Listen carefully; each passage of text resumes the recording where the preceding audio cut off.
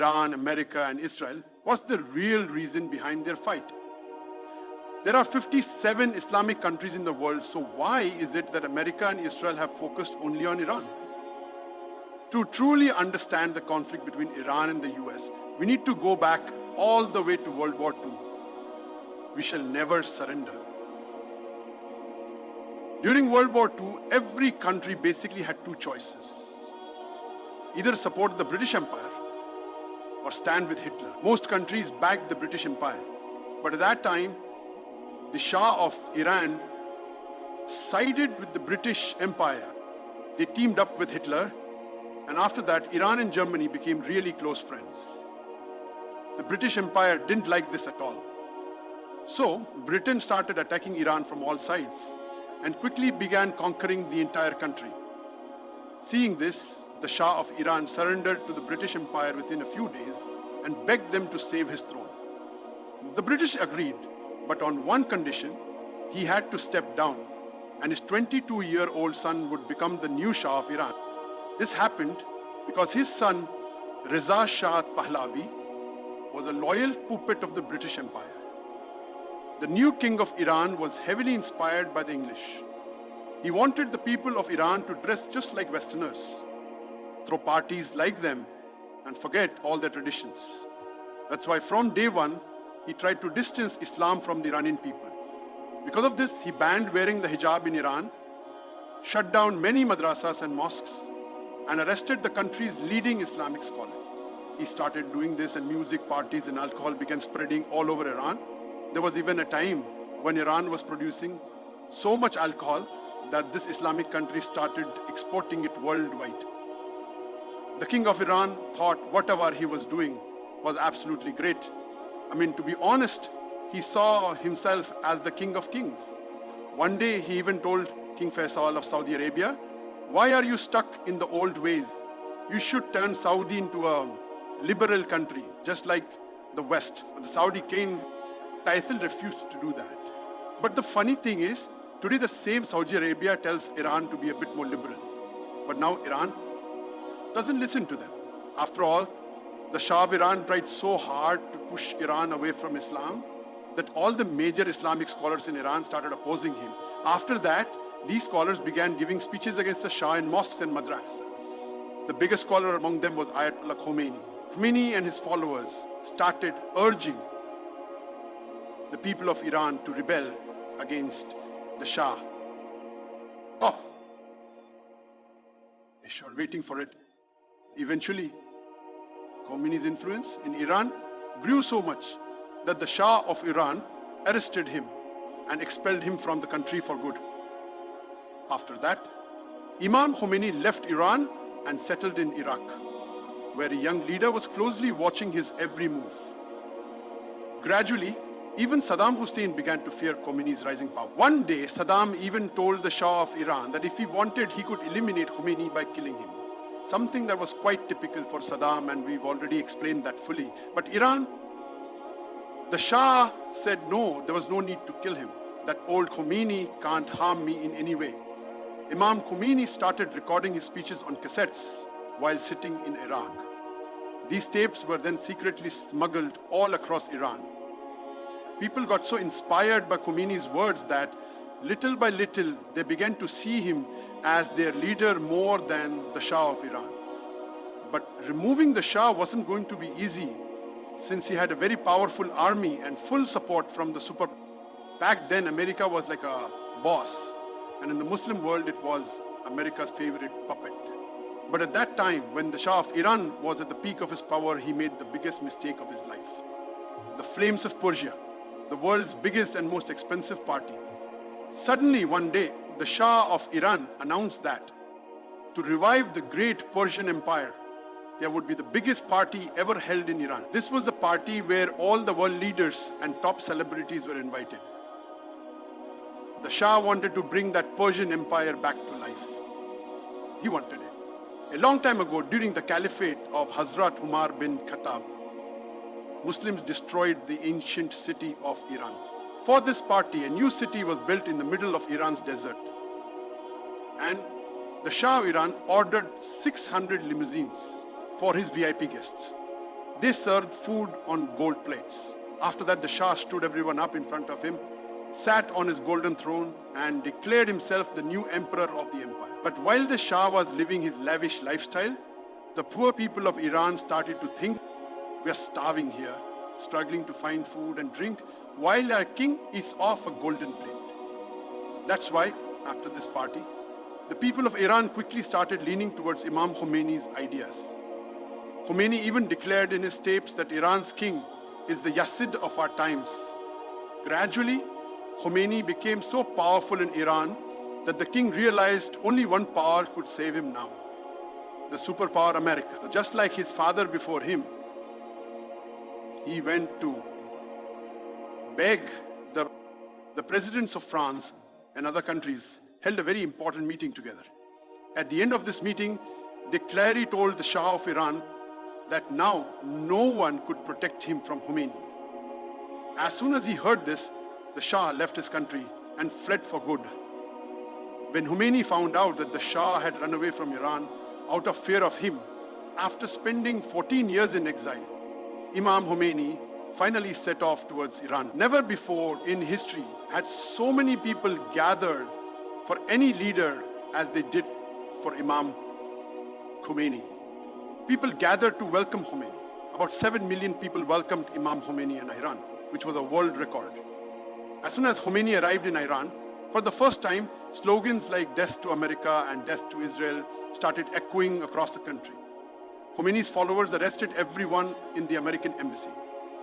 Khomeini even mentioned the American president by name, saying he wouldn't release those 50 people until America handed over the Shah of Iran to them. That's when the hostility between America and Iran began. But the Shah of Iran never returned. He didn't come. And after he died, his son declared himself the new Shah of Iran. Now, in Iran, Khomeini set up his new Islamic government. But as soon as Khomeini became Iran's leader, at the same time, a new leader also came to power right next door in Iraq, Saddam Hussein. The thing was, the rest of the world's leaders were really scared of Khomeini's power, because in his speeches, he kept urging Muslims everywhere to rise up against their ruler. Seeing this, Iraq's leader, Saddam Hussein, following the advice of America and Arab leaders, moved against Khomeini. Saddam attacked, leading to a brutal war between Iran and Iraq that lasted 8 years. Even though Saddam had the support of the whole world, he couldn't remove Khomeini from power. And right after the war ended, Khomeini passed away.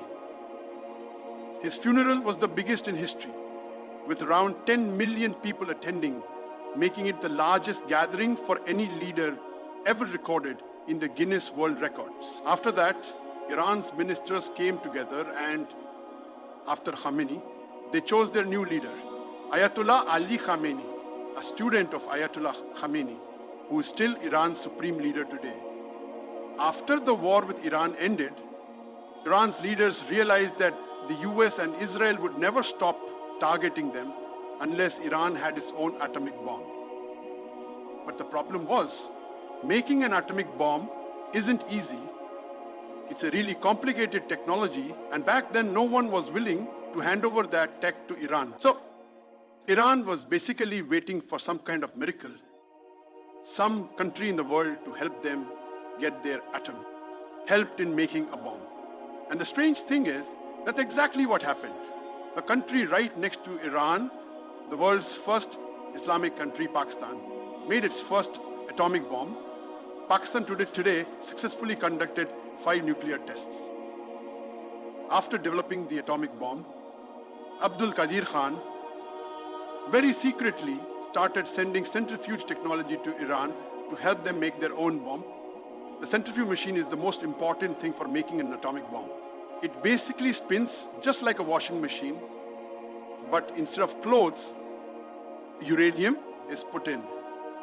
If uranium is kept in this machine for a short time, up to 5%, it generates electricity. But if uranium is spun in this machine for a longer time, up to 90%, it creates an atomic bomb. Iran started using Pakistan's technology to quickly build nuclear plants. But as soon as Iran began all this, somehow the US found out about it. The US was somewhat okay with Pakistan having an atomic bomb because Pakistan is a very loyal ally to America. You have to look after your own people. No matter what happens, Pakistan never goes against America because they've been long-time friends. BNB, my friend, but Iran has always been the opposite. Time and again, it stared down America and threatened them. So as soon as America found out about Iran's project, the American president came out in front of the whole world and said in his speech that there are some countries trying to make chemical and atomic bombs for themselves. One being Saddam Hussein's Iraq and the other Iran under Khomeini. Everyone in the world knows by now that this was a huge lie. Shortly after George Bush's speech, America attacked Saddam Hussein, killed thousands in Iraq and toppled his regime. After breaking Saddam's rule so easily, the US realized it could accuse any country falsely and justify an attack. That's why after Afghanistan and Iraq, Iran became America's next target. And once again, the US kept repeating the lie that Iran had nuclear bombs. After that, the whole world was watching Iran's leader, Ayatollah Khamenei. It was the perfect time to attack Iran, because on one side, the US had a huge military presence in Afghanistan, and on the other, Iraq was also filled with American troops. Basically, the US had Iran surrounded from all sides. So all eyes were on Khamenei to see how he would protect Iran from the superpower America. And then Khamenei said something that completely blew away all the excuses the US had for attacking Iran. Khamenei, who is the top scholar in the Islamic world, issued a fatwa saying that making atomic bombs is completely forbidden in Islam for Muslims. Islam teaches us that even in war, you can't harm children, old people, or women. You're not even allowed to cut down trees in battle.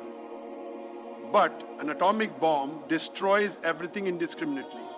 That's why Khamenei declared atomic bombs absolutely forbidden for Muslims. He also announced that Iran has no intention of making an atomic bomb and that Iran's doors are open to everyone.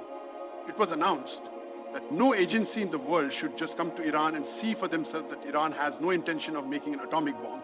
But when the UN team went to Iran, they found that all the nuclear plants there were built exactly like the ones in Pakistan. And the whole world realized that Iran had bought this technology from Pakistan.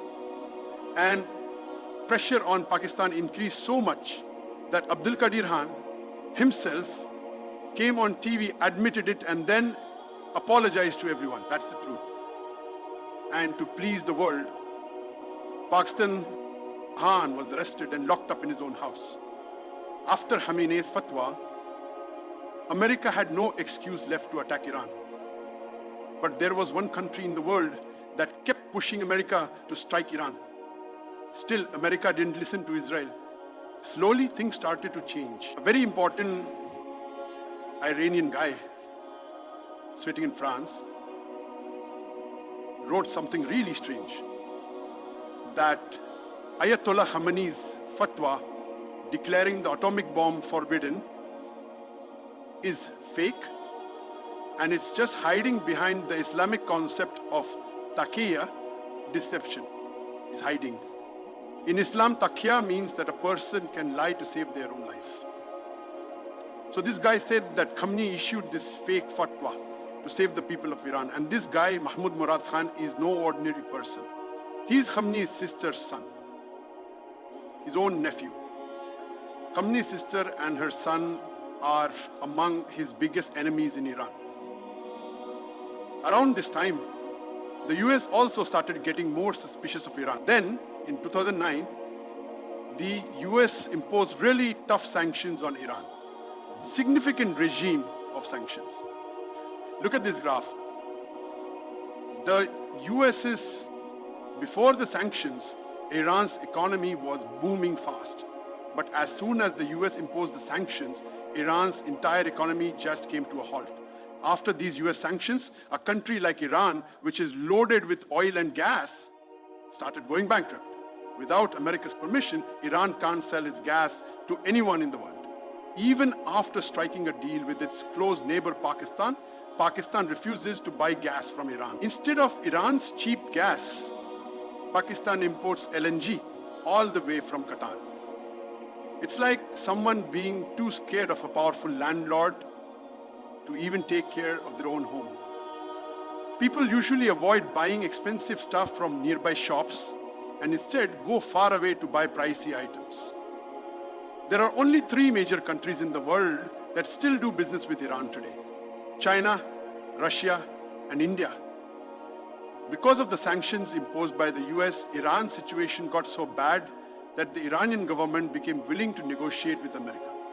Eventually, under President Barack Obama, Iran agreed to a nuclear deal where Iran promised not to make nuclear bombs, and in return, the US lifted all sanctions, allowing Iran's economy to get strong again. It was a huge win for both countries, but right from day one, there was one guy in America who was strongly against this deal. Donald Trump was totally against it because in America, there's a massive Jewish network. And without their support, no one can really get anything done. That's why shortly after winning his first election, Donald Trump scrapped the deal with Iran and slapped tough sanctions on Iran again to weaken its economy fast. Things were starting to fall apart.